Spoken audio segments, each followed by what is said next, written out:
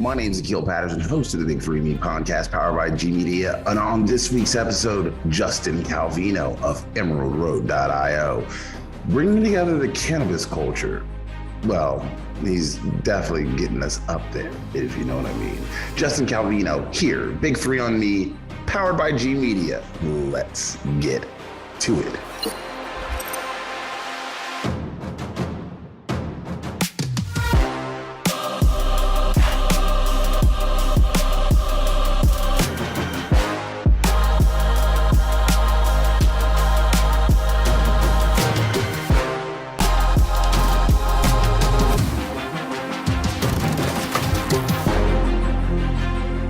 Justin Calvino, who's Justin's got a very, very unique story.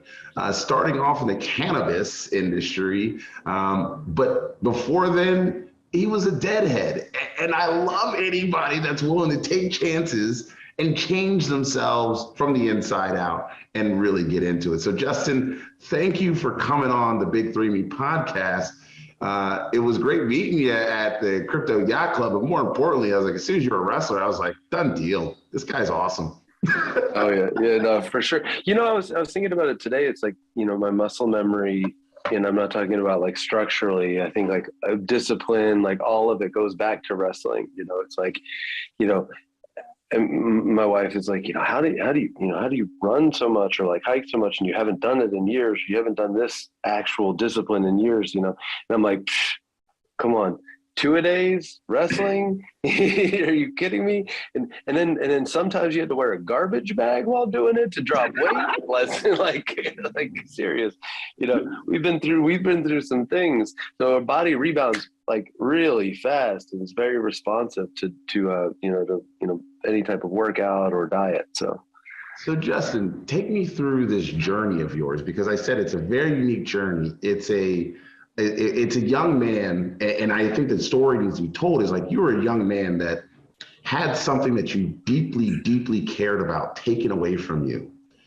Go on a very like long journey back to prosperity and finally come out the other side after ups and downs of being a father, a cannabis industry leader, and now a Web3 NFT community member. So talk about the journey to there, starting with, we can be quick about it, but we can talk about the journey. Well, I mean, I you know, so just relate it to patterning. I mean, I think you just set it up perfect. You know, it was like, you know, my parents I come from a divorced home, which is a very popular story. You know, and so there was a thing where my dad was, you know, state champion wrestler, All-American football player, you know, class valedictorian. He was like the guy, you know, everybody loved my dad. Everyone loved my grandfather. Everyone loved my dad. And I had some of those personality traits where I got along with everyone. And, you know, I was, a happy-go-lucky, you know, kind of kid, you know, did what I was supposed to do. You know, felt like I was really, you know, I was a good kid. And then my parents got divorced and my dad decided to stay 500 miles away in Rhode Island, and my mom moved us to Virginia.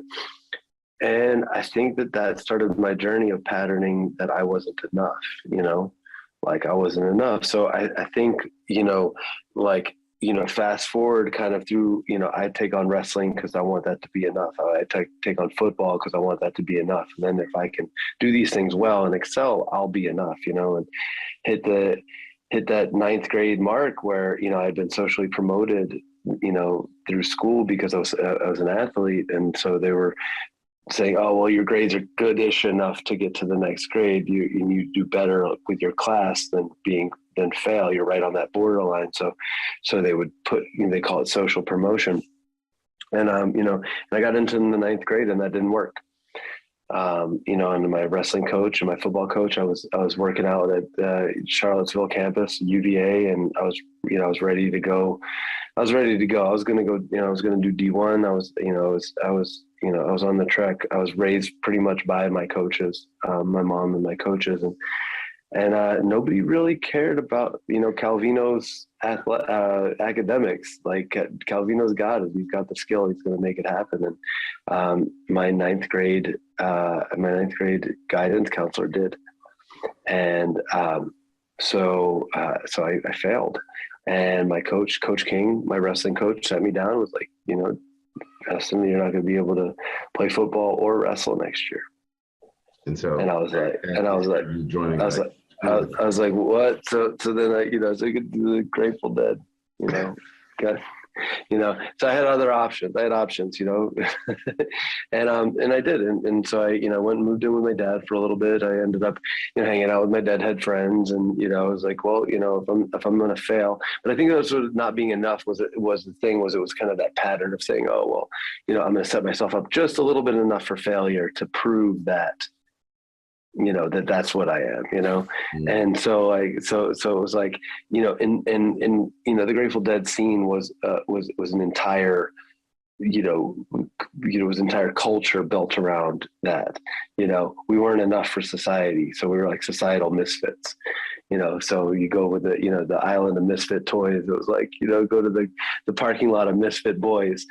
And so, we all started, traveling around and then Jerry Garcia died. And I was like, damn, like so close, to being my life, and followed the remaining members of the Grateful Dead out to California. Ended up on the streets of Haight-Ashbury in 1996, pre-legalization of cannabis or pre-medical legalization of cannabis. My intention has always been to help humanity. I've always been, like I said, kind of like a good kid. So I fell in with a good crowd as well as a bad crowd. I fell in with like the best of the bad, and started working towards petitions for medical cannabis, on the ballot for Prop 215. That was in the summer of '96. That ballot passed in the fall of '96, making California the first legal medical state to allow for medical cannabis to be distributed to patients. So I got involved in that. In that movement at 16, which is really interesting. And then also was moving cannabis from Northern California to Southern California. A lot of my deadhead friends were growing in Northern California. So I'd go up, work on their farms a little bit, take the product, go sell it on the streets of Santa Cruz or San Francisco.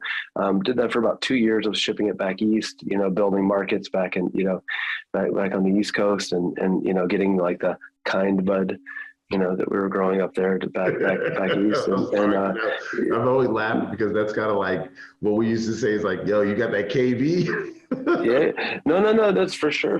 And also I was in your neck of the woods. I mean, I don't know how long you've been, up in Portland, but or visiting Portland at least. But I remember you saying you moved there, but I was going up to the Rogue River and doing barter fairs. So like they stopped doing them in '96. So I went to the last like true barter fair, which was was an exchange fair. So, that's like my history of like alternative currency and alternative community around, it was like, I was actually like going up and trading weed for clothes and glass and like, glass being like glass pipes. And, we were involved in a barter culture, which became, pretty prevalent in the Burning Man scene and all those things. So, but anyway, so, kind of like, fast forward through, spend 26 years in culture,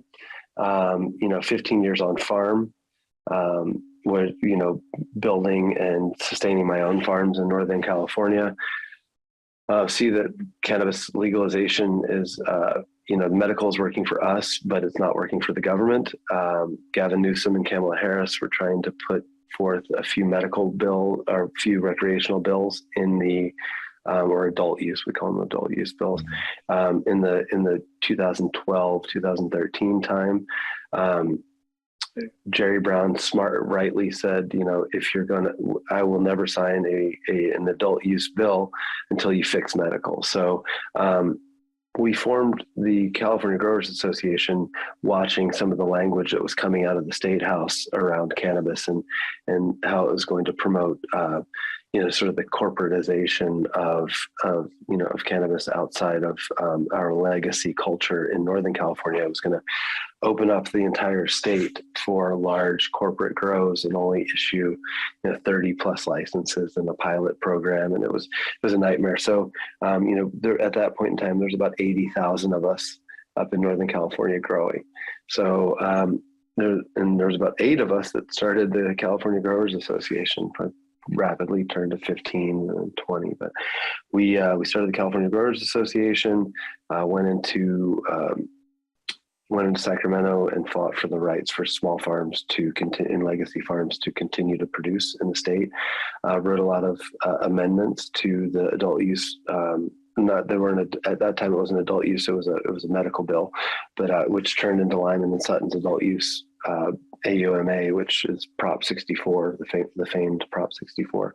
But that was written in conjunction with our input from Northern California, like very strongly. We spent 2013 through 2015, so almost 3 years in Sacramento, weekly meeting and really fighting for our rights.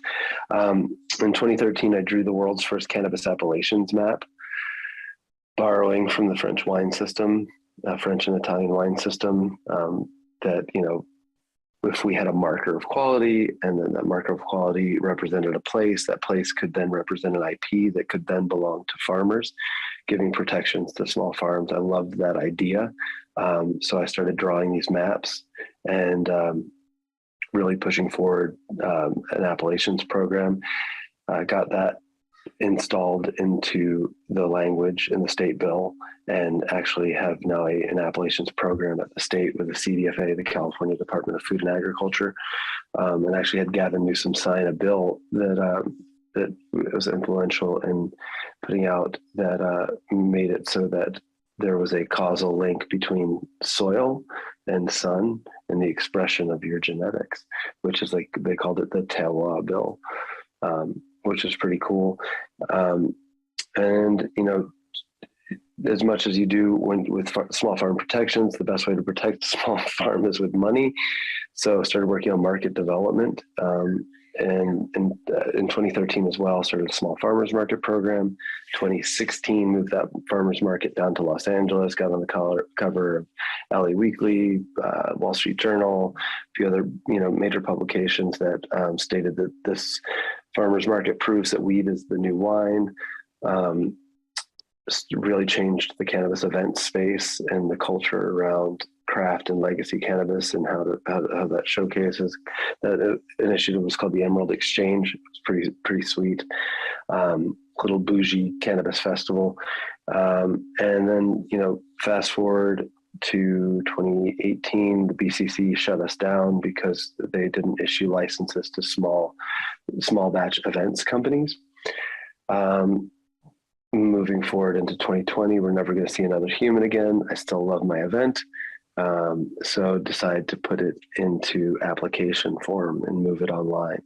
And hence the birth of the Emerald Road and emeraldroad.io. And I'll wait for more questions. I think that's You're fine, brother. And I think one of the things that, here you go, you had to build something from nothing. Yes. And so when you're building something from nothing, what does that make you feel like? I mean, just in terms of like your time, your energy, because that's something that just, a lot of people get this idea that, hey, I'm going to start a company, right? And for you, your company was both legal and illegal at the same time. Like it sits in two different worlds. And so when you're building your company and you're building something that you believe in, how are you able to keep your balance in time and how you reflect on that, on how you say, look, the company doesn't own me. I have to work hard, but the company's not going to own my daily life and really going to just destroy that family unit that you're building with the culture of cannabis. Yeah. So my baseline foundation is family. So baseline foundation is family. I'm a father. I mean, as you can hear the kids screaming in the background, they're all in the, in the pool and doing their thing. And then, my community is my family. I'm not a very good friend, right? In that way, my time is really spent with family and in my work. So it's like, I mean, I am a good friend, but I'm a good friend when you're working together. It's a very famous phrase from all of my acquaintances and friends that say that if you don't want to work, don't go anywhere near Justin, because he's going to put a shovel in your hand, he's going to put a child in your hand, he's going to put laundry in your hand, a laptop in your hand. Like, I'm going to put something in your hand. I think my most famous phrases are like, what are you doing? And like to like a random, like in my kitchen, they're like, what are you doing? And they're like, oh, nothing. Oh, sweet. Amazing. You have extra time. So offsetting, these are talk about time, is it's like, I really engage. I'm a good enroller, so I enroll people around me to work with. Sometimes I'm too good at enrolling into things that don't have enough foundation, and so I sort of tell the white lie that it's going to happen, and I don't really actually let them in on the truth that it's only going to happen if you believe in it as much as I do, and that there's some truth there. The scary part about it is, and I listen to a lot of, and I try, like I'm still waiting for my, deep friendship with Elon Musk and some other guys that, that have, because I equate a lot of what I do to that moment where, he, or all of the moments where he was being told that the electric car, that like focus on the hybrid, focus on launch a gas car, and then have, and have like 10% of your stock be an electric, and he's like, no, I'm going all electric, like that's just what I'm doing. And I'm going to do it in a very hard market, which is sports cars. And, I am going to change the car market, like the entire car industry, the auto industry is going to change in the image of the electric car. And having that vision, and then moving into that place where everyone is saying you're an idiot, you're a rich idiot, because you're taking your $120 million that I mean, he went broke investing in Tesla. Yeah. And I've gone broke multiple times investing in my dreams, not to the level of Tesla, obviously, but maybe, I feel myself as more of like a systemic change agent in the way of like ideology and, like economy and exchange, and less, and what she did with PayPal, just to be clear, I mean, online payment systems, it revolutionized, the banking industry. So let's get back to your revolution though. So your revolution is a cannabis revolution. And the cannabis revolution is, number one, you guys got to decriminalize. Great. Now it's no longer recreational. It becomes it's no longer medical, but adult use as well. But now it's like the overtax, overburden of the industry, and it's like now you're fighting that, because that's what it is. They're overtaxing it, and they're not giving the money back to anybody that needs it, right? We are so cannabis is a bioaccumulator in nature, right? So it's going to take on all of the environmental effects. It's going to take on, if there's something in the area, it's going to attract it, right? It's doing the same thing as it comes to public policy, right? So it's sort of this metaphorical like pun, where it's saying, okay, like, let's take on water, let's take on taxes, let's take on the financial system, let's take on agriculture, let's take on all of the things that are issued, drought, like let's take on like all of these hot button issues, right? Let's talk about supply chain dynamics and centralization of production. Like let's talk about these things. And then cannabis just hyper, is hyper aware. Like I said, it's like a bioaccumulator. So it's like, it's got the main stage. Like if anybody wants to, like, I'm sure if I was a journalist right now, I'd be I wouldn't touch a cannabis story if my life depended on it post 2017, because I was just like, God, not another cannabis story, you know, because it's such a hot topic. And I think this is far deeper than cannabis. You know, this is a revolution this is a decentralized revolution. We are really attracting attention to the fact that our system is broken. Our financial system is broken. You know, we have been overtaxing and overburdening everyone, not just cannabis. But you know, where they it's jump like, in at cannabis is that, oh, here's a new thing. Like, it's almost like how they do crypto right now. They see something new and they're overtaxing it right away. Like, that's what the concept I thought was. but that's the thing, is it's this heightened awareness. That's why I'm saying it's kind of like this bioaccumulator to everything that's going around. It's like this, it's an accelerator. It's heightening this awareness towards like, hey, we can tax these guys. Hey, we can write new environmental policies around these guys when it comes to water uses. We can write new agricultural uses as far as land use plans and row cropping. We can write new distribution things as far as metric and track and trace, you know? So it's like, they're testing all of these sort of supply chain theories and environmental theories and taxation theories out on us, right? Because they're like, well, it's cannabis, they deserve it.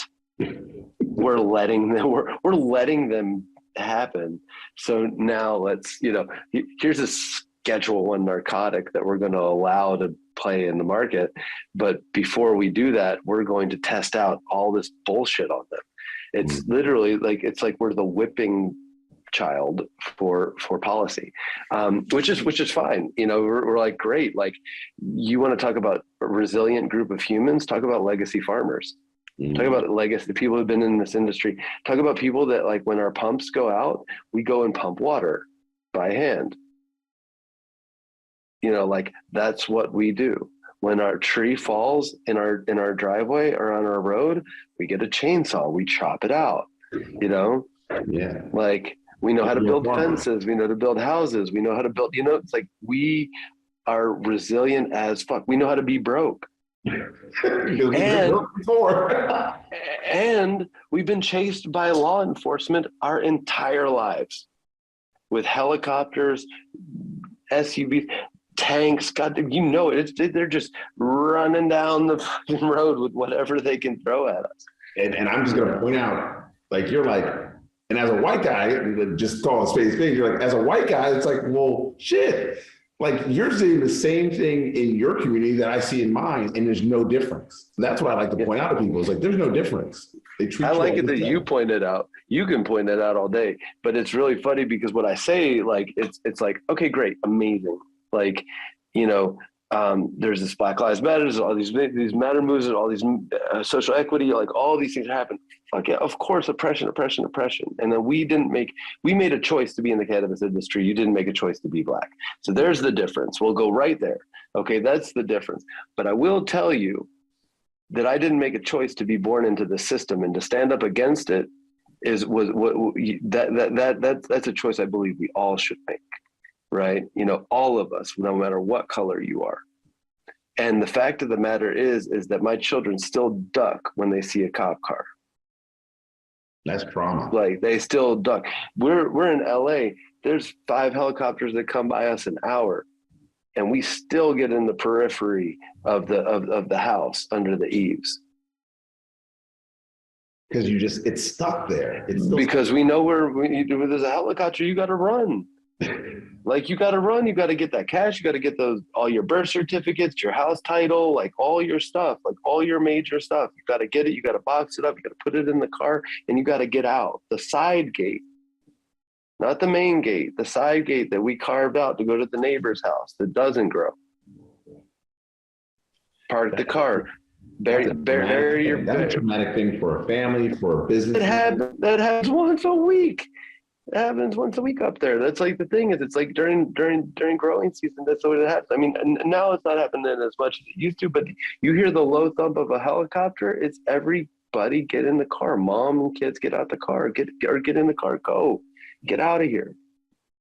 Yeah. Like, fast. And for you as a businessman, as a professional now, you're like, you know what? You did very well. You did well. You've admitted that, like, hey, I've done well. Now you're building something for everyone else. That's Emerald Road. You're helping people connect with one another. You're connecting communities, which I also love. So, it's emeraldroad.io, correct?